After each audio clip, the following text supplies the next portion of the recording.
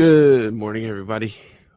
Welcome back to the Journey to Greatness, day 359 of 365 with David McDonald, the GOAT.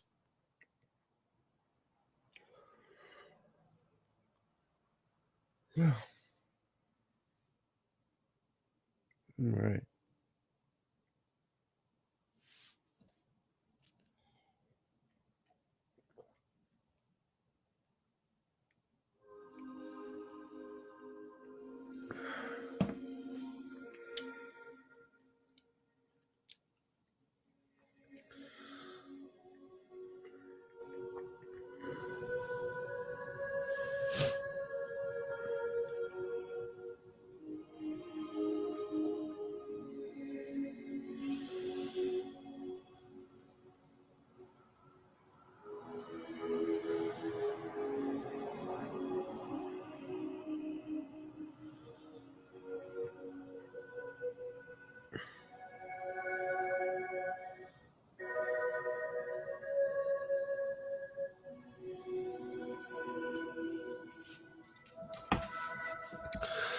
So to begin, we're going to get into our meditation routine, and I will see you all on the other side.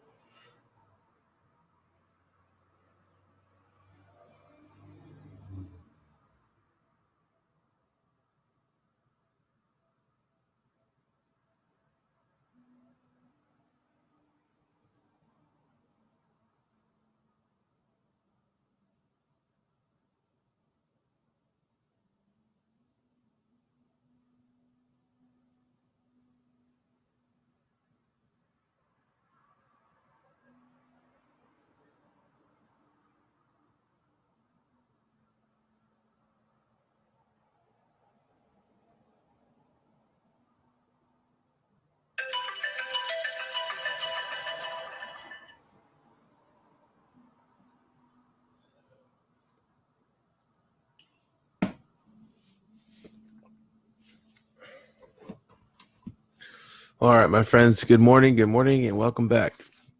Morning, Brandon. Top of the morning, brother. Okay, so we just finished our meditation routine, and now we're going to get into our reading routine. So I will see you all on the other side.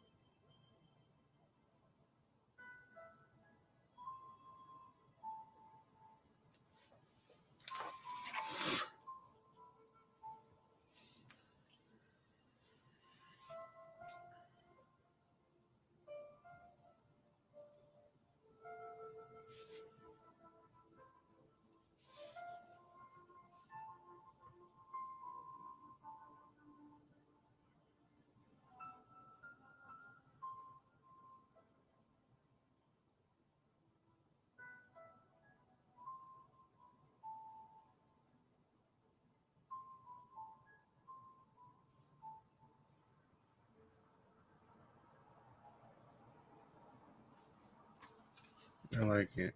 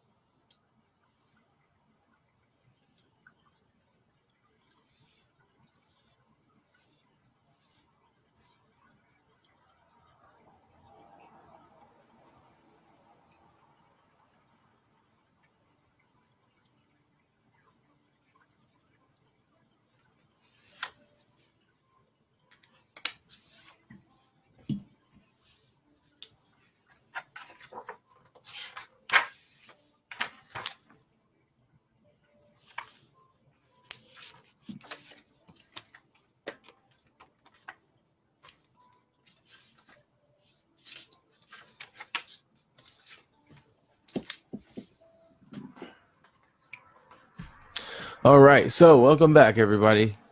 Yesterday we were talking about how Deb Bastier,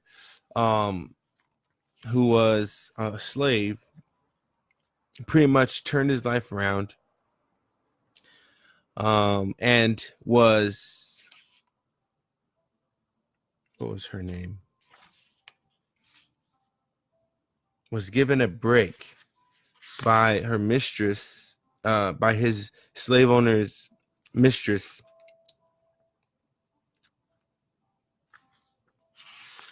I don't remember her name, but her name isn't really that important. So I think it was Fira.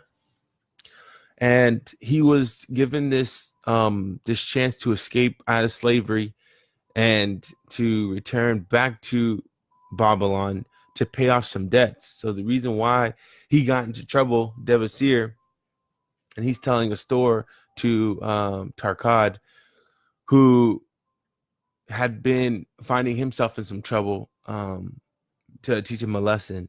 And long story short, Devasir was talking about how he was struck by what this lady had told him. And the lady told him, he said, are you a slave or are you a free man? And he said, he took days and days. He wouldn't sit with the slaves, other slaves. He just knew inside of him there was something that was bigger, and that he knew he was a free man. And so what he did was he developed this philosophy. He went back to Babylon. His wife had moved back into her father's house. So he went and got his wife. She, loyal, and honest, came back and went back to live with him, her husband.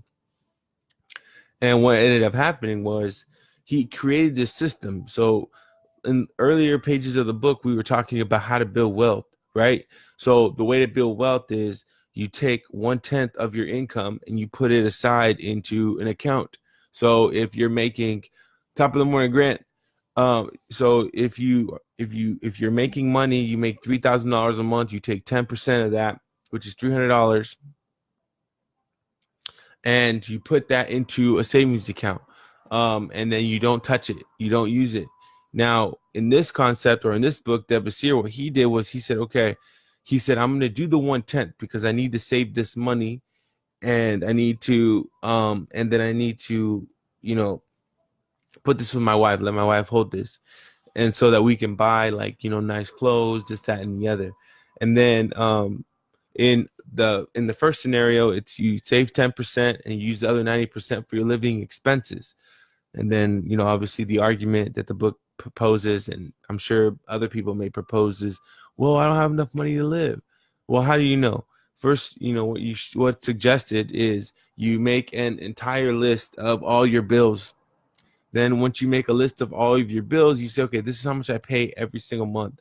So if that number is significantly lower between you and your partner, and or just, with you alone, then there's your ability, or there's where you save your money. And then you just pull that money out. And if you only have a couple $100 to live on, right, after you take the 10%, then so be it. You got to sacrifice something, or you have to get creative, like we said, and generate this income from another place. So you get to choose which one you want to do. And so, and it's only a temporary thing, a year, 2 years. And, I have kids, I have excuses, tough love, but excuses, manifest a different reality, manifest a different explanation. And so in this next story with Devasir, what he says is, okay, if you have debt, I'm going to challenge you, and I'm going to encourage you, and I'm going to push you to go a little bit further. So you have your 10% that you save out of your 100% check. So you got 90% remaining. You take another 20%, and then you allocate that to all of your debt slowly. And so you pay off anybody that you owe money to.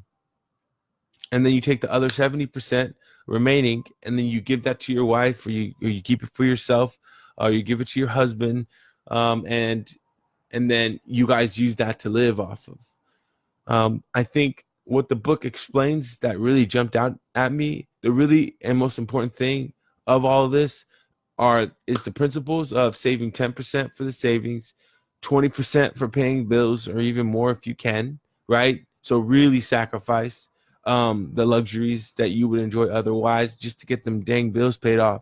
Debt is the enemy, right? And then the other important is in coexistent with your partner. So even if you're just dating and you're not married, I suggest this, but obviously it depends on the dynamic, and that's something I won't even get into. But be on the same page as your partner, because there's when you're doing it together, the sacrifice is a lot easier to make, because it's like, oh hey, we haven't been on a vacation in a year or 2 years. Well, it's like, yeah, we haven't been on vacation because we're steady, we're enjoying our lives, we're building right now. Not to say that you don't have, going on vacation can be defined as, let's say in our current time, going to another country, um going to somewhere tropical, another state, whatever it may be. But going on vacation, may have to be redefined, may have to be defined as, all right, well, let's go to, let's get a room somewhere like in another town, that we haven't been to, like Vashon Island or Vancouver, Washington. Maybe hit the premium outlets, like the scalability of, or the luxurious part of the vacation has to be redefined and rescaled and restructured. But then the only way I feel like it can be adequately done is by talking about it. And so when you're on the same page and you both understand, kind of what the plan is and why you're sacrificing and why all of this matters, then the most important part of that, um, you know, and the most significance will come at the end when you guys both achieve the goal. And so in the story, Debussy ends up paying off all of his debts, and the people that he's talking to are mad. Some of them, some of them are like, okay, it sounds like a good plan. Some of them are like, hey, I don't agree with this. You need to pay me first. I need the money. This is that and the other. And Debussy is like, hey man, I have to equally do this. I have multiple people I gotta pay. I'm sacrificing a lot already, so I'm doing my best. And that's all that we can really do, at times. All the time is our best. And it might hurt us a little bit more, but at the same time, I think it's really, really important that if you say, hey, I'm borrowing this, or I need this, that you give it back, and even if it's not immediate, you still give it back. It's the principle. And I think that just comes down to like just the raw, gritty, like DNA makeup, like of just being a deliverer, being an executor. And back in those days, if you owe people money, like you had a red X on your forehead, you were a prime target, and nobody would trust you, because everybody in that circle, everybody in that town would know that you're that guy or you're that woman who would borrow money, who would overspend it, and then not be able to pay it back. Not that that matters so much, because who cares about popular opinion? But at the same time, you don't necessarily, you personally, I don't want to be held in the light as somebody who's a crook, and or I don't want to live with myself to be like, oh yeah, I did that person wrong, or I did that person wrong. It's too stressful. And so the book really emphasizes that new philosophy. You save 10% for yourself and to buy whatever it is that you want, and then figure out a good place to put that money. 20% to pay off any debt that you may have, or any monies that you may owe anybody. And the way you do that, you just make a list. You say, okay, name number one, company number one, whatever it is, and then you slowly pay all of them off. Okay, and then you pay them off, and the other 70% you use for your living expenses. And then in the meantime, in between time, you find out other ways. Especially now, there's so many ways to make money. You find other ways to create small businesses, to find little things that can, that you can shake and that can bring more money into your hands, so that you can save more, you can pay off debt faster, etc. Really doesn't get more complicated than that. And it really is that simple. And so I think that's a powerful lesson. It's such a gentle reminder. I posted it yesterday. This book is so simple and it's so concise and it's so inspirational, because I'm thinking to myself, I'm like, dude, this is so easy. It's so easy. And I have to remind you, there's another type of sacrifice. When you're building something and you're putting, you're taking a risk and you're putting a lot of your eggs in one basket, that is really risky. But at the same time, when you're focused and and there's different ways you're going to sacrifice. So you may put 80% of your check into something and then leverage other ways of making money or leverage other things to get by until you can build this thing to its perfection, right? Or not even to its perfection, but just so that you can utilize it or turn it on so it can start, earning you income. That's another way that you can build income. You can leverage majority of your income, live very, very minimally, and then build this other thing over here, right? Build this other thing. It's all about moving numbers around, everyone. It's all about moving numbers around. So when you know how much you spend every month on the bills that have to get paid, and then you see how much money you're bringing in, and you can figure out other ways to make money, even if that's $100 or $200, however that may be. Go picking up a part-time job at Uber. You make $100 in a day. You call it a day. That's $3,000 a month, additional on top of whatever else you're doing. You see what I'm saying? That's the mindset. And so it's like, okay, well, I'm doing Uber and I'm driving this many hours. Who cares about how many hours you're driving? Drive until you make $100 a day on top of your job. Let's say, for example, yeah, you're going to be blood tired. Yeah, you're going to be, but man, maybe your quality of life will go down a little bit because you're working so hard to get to this goal. But the reason why you're working so hard within this short amount of time is to leverage yourself or push yourself into the next bracket. The next bracket is not having to worry about those bills getting paid because now you have an investment property that is paying for those bills.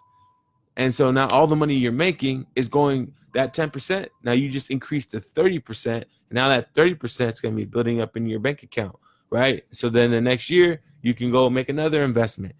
And so just getting started, even with very little to start, is even powerful. And so I think that's the biggest lesson of this book. 10% to self, 10% to 20% to debt, and then 70% for all your bills and everything else that your family needs. And so with that, hopefully that's a lesson you were able to find. Everybody was able to find a gem in that. I know I was, and I'm super inspired, super inspired. And I hope everybody has the best day of their lives today. Thank you for everybody who jumped on the messenger board. Good morning.